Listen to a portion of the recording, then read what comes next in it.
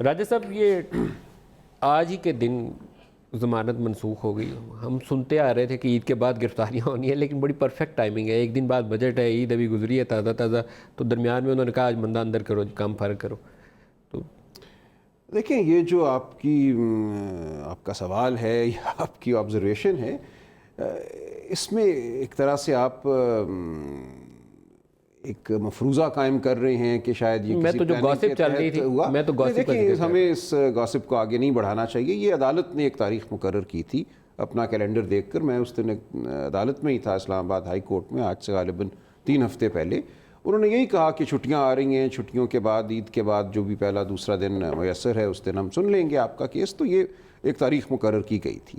اب اس کے حوالے سے کوئی چہمگوئی کرنا کہ یہ تاریخ عدالت نے کسی پلان کے تحت، ایسا ہرگز میں سمجھتا ہوں ہمیں نہیں کہنا چاہیے. بالکل درست ہے، یہ فیصلہ صحیح گرفتاری ہوئی. مناسب بات نہیں ہے.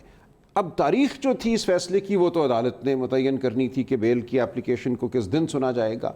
اب وہ فیصلہ کیا درست ہے یا نہیں ہے، اس کا تعین اعلیٰ عدالت کرے گی. اگر عدالت عظمیٰ میں وہ جاتے ہیں تو ہاں یہ بات دیکھی لیکن جائے گی. نیب جس طریقے سے گرفتاریاں کی پہلے، نواز شریف دیکھیں کی، اس میں مریم کی، شہباز اس شریف میں کی، جو اب ان کی، یہ ٹھیک ہے. آپ اس طریقہ کار سے مطمئن ہیں؟ نہیں، جو چیز یہاں قابل غور ہے وہ یہ ہے، آج ایک بیانیہ حکومت کی طرف سے چل رہا ہے کہ یہ عدالت کے کہنے پر گرفتاری ہوئی ہے. ایسا نہیں ہے.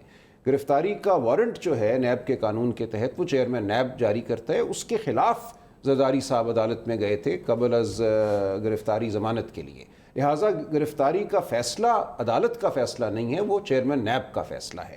اور وہاں یہ سوال اٹھتا ہے کہ کب وہ یہ فیصلہ کرتے ہیں کہ کس کو گرفتار کرنا ہے.